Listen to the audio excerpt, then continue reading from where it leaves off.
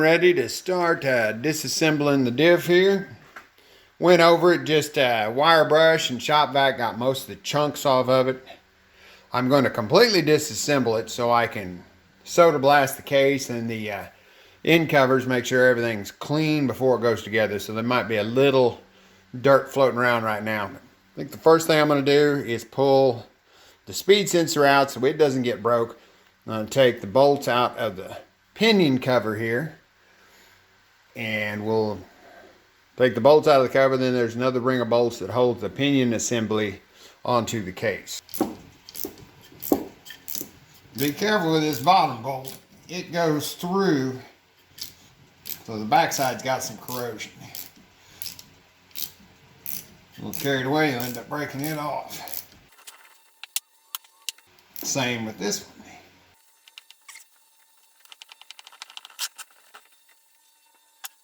Yay! I broke it off. Jeez. Oh well. It's a through hole. Not a promising start to the project, but hey. And I was even going slow and being careful, which is unusual for me. All the rest of them seem fine. So we'll also get a little experience on drilling the bolt out.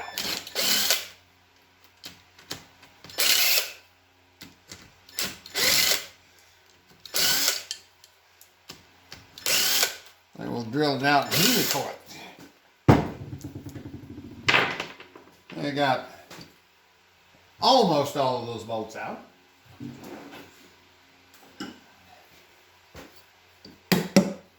Little tap. And there comes a bunch more. Oh, look at that. Isn't that pretty?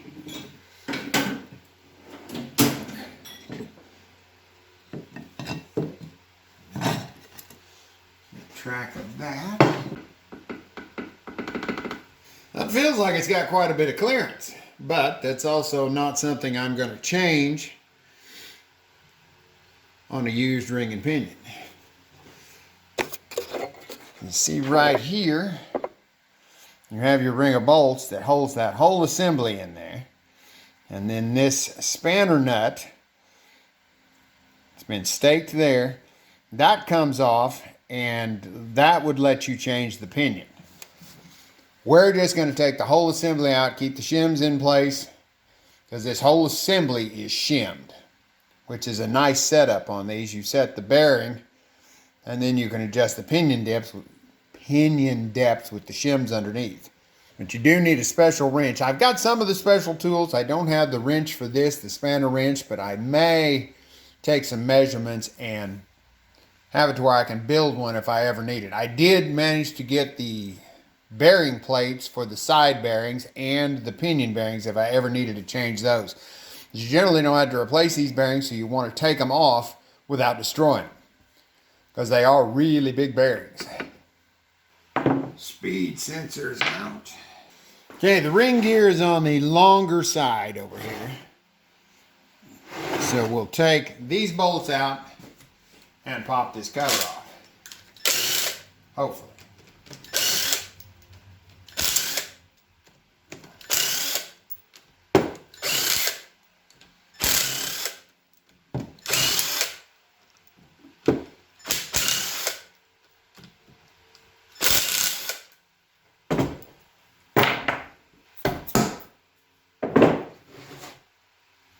Kaboom!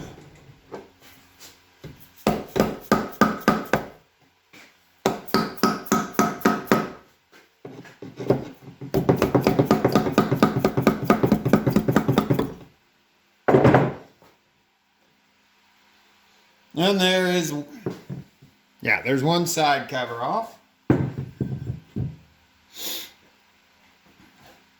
I'm going to position all these parts as if the pinion was aimed my direction. That way I keep everything the same. You can't really screw that up, I don't think, because the covers are very different. Next, we have this stud. The stud is mounted to that plate there to reinforce it. There's 2 Allen head bolts we have to take off here. So we'll get the 2 nuts, double nut this stud and unscrew it, and then take these 2 out and pull that.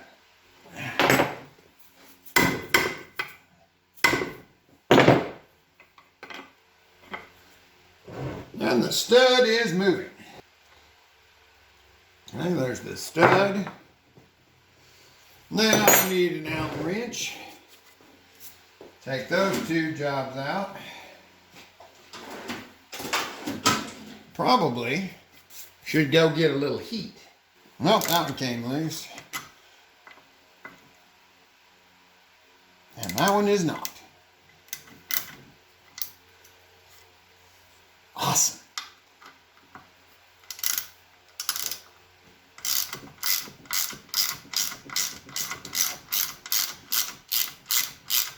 And it's apparently a good quality bolt.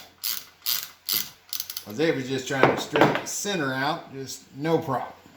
Awesome. Yeah, short head too. Because of how it all mounts together. So I'm going to go get some fire. Pretty bad when it's so cold the fire don't even work right. A little heat on the block there.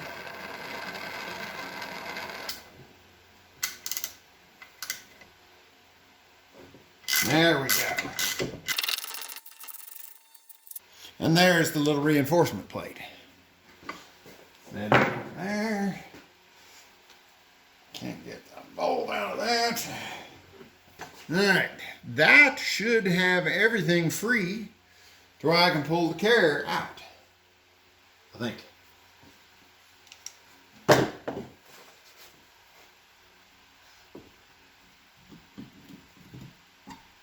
Wow.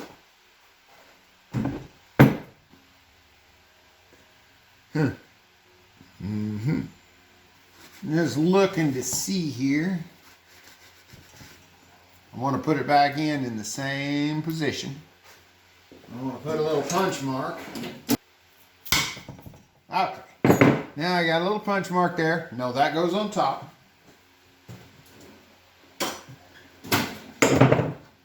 I'll go ahead and pull the pinion assembly on out.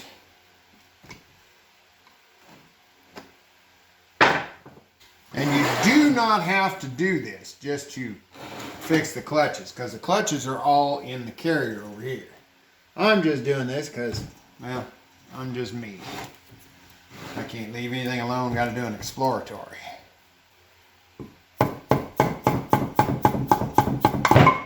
There we go. And there is the pinion assembly. Just a nice tight fit. And that slides in there, and you have your shims here that adjust your pinion depth. So you keep those together.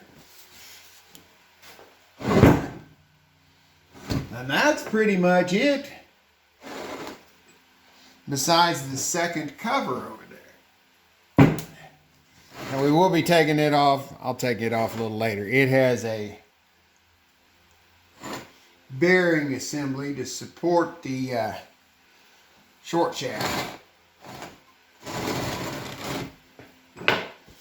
And right now, we can pretty much work on the carrier itself. All right, I went ahead and broke all the ring gear bolts loose, so we'll buzz those out. We got to take the ring gear off.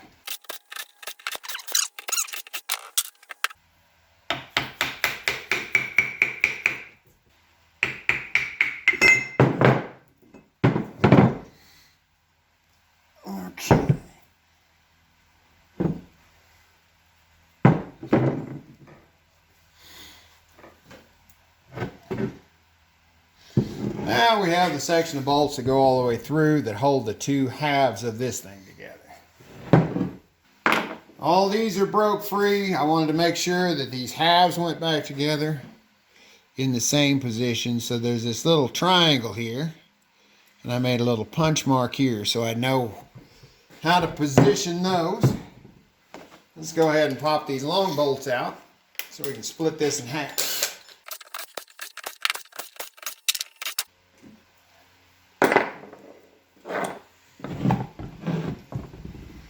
And there we are.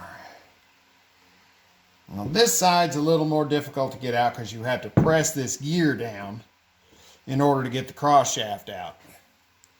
And I actually bought the tool the other day, found it cheap to push that down. So we'll put that in the press here in a little bit. And go ahead and look at this section.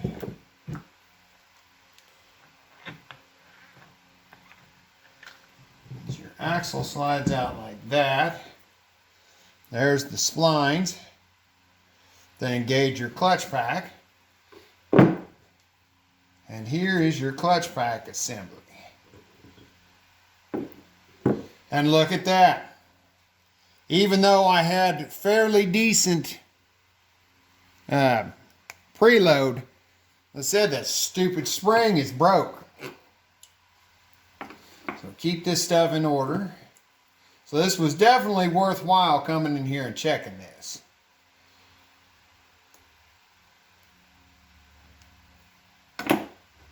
These are the older bronze style discs, which will be replaced with carbon fiber. And I will check these with calipers, but there is a nice groove there, and some of the little cross marks are about gone on that one. Now, I would say this definitely needed replaced. But like I said, 200,000 miles, so it's not surprising. But that right there, very common problem. The new ones are thicker and wider, and they don't break like that. I really didn't figure this was broke since both sides had the same torque reading when I checked them, but I'm figuring now that probably both sides are broke. So we will stack this up like it goes, just set it in there. Now we can pop the other side out. This axle shaft was another piece that's kind of weak on the C5s, the way they have some of the relief cuts in it. You used to be able to replace this with one out of a C6 and get a stronger shaft pretty cheap, but they don't make them anymore. So that was not an option for this go around, and probably no harder than I am on the car. It's probably not going to break it. I don't drag race the car, but when you have the opportunity to upgrade something, I usually do. You can buy an aftermarket shaft that's an improvement, and they're more expensive than the factory ones, but when I checked with Texas Driveline, they were out of stock right now. So we'll just have to put that back as is. Now we can work on this section. All right, in order to get the discs out of the other side, we have to get the cross pin out and the spider gears out. And to do that, this gear is pushing up against the shaft, holding it in place. So you had to push the gear down against that Belleville spring, slide the shaft out, then you can take it on apart. This is the proper tool. It's a J42162 Kent Moore. Got this off eBay, pretty cheap. There's a lot of this stuff floating around from dealers that are not working on these Vettes anymore. But that just drops down in there. It clears the pin unless you press that down and get the pin out. So we'll put this in the press and see what happens. All right. Just press that a little bit.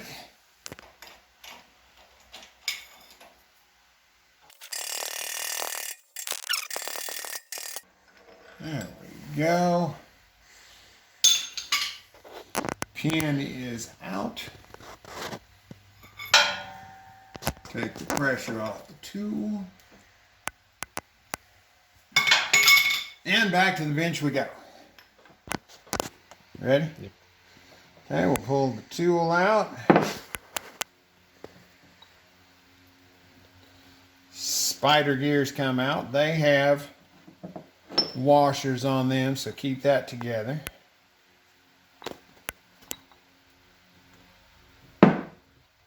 There's the washer. Now,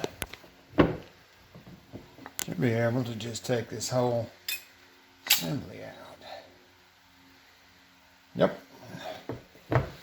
All that came out into chunk. And that's why the torque reading was the same on both sides, because both sides were broken. So definitely a good idea to change this stuff. Discs look about the same as the other side. Got a groove there. Like I said, I'll look it up and see what the exact specs are. But let me show you the difference between this old spring and one of the new ones.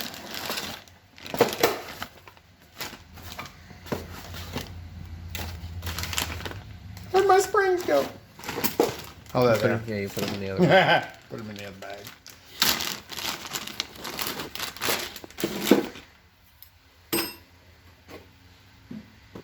Much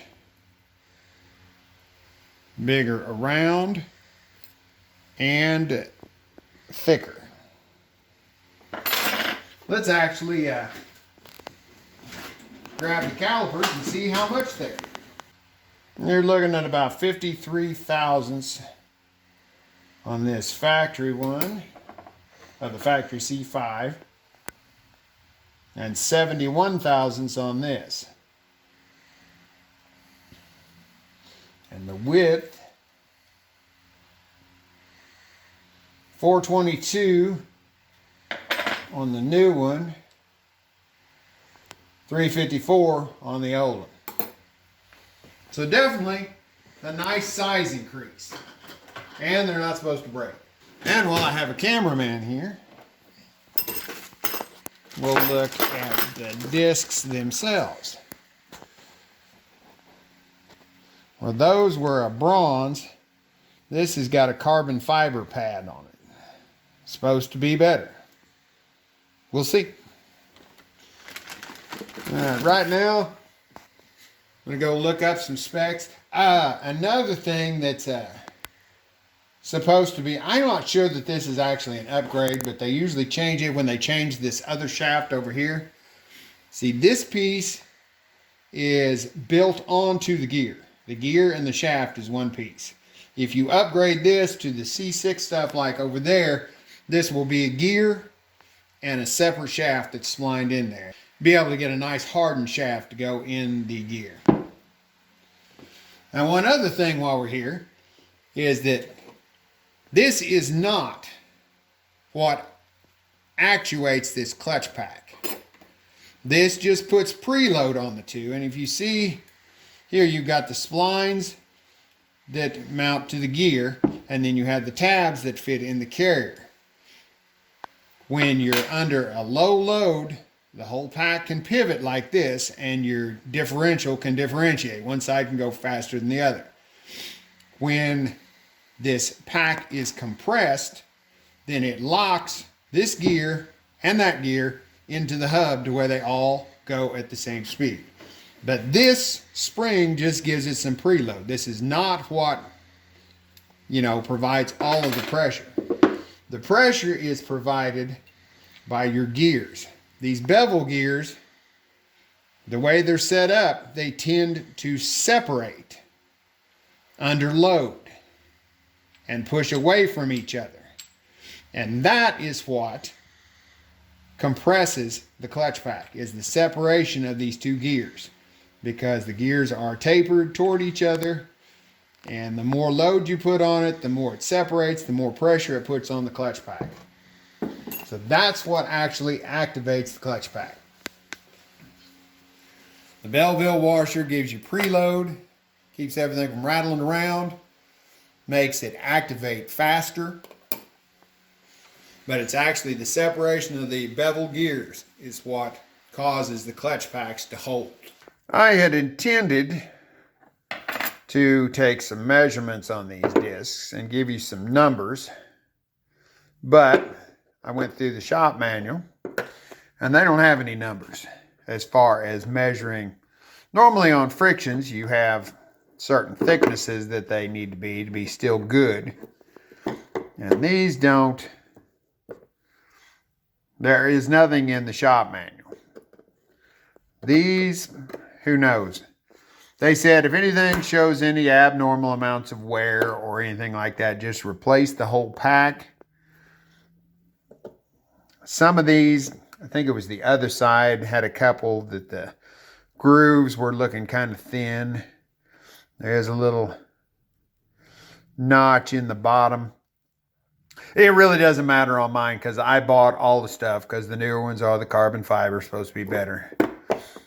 But I was hoping for people with lower mileage to be able to say, hey, that's good.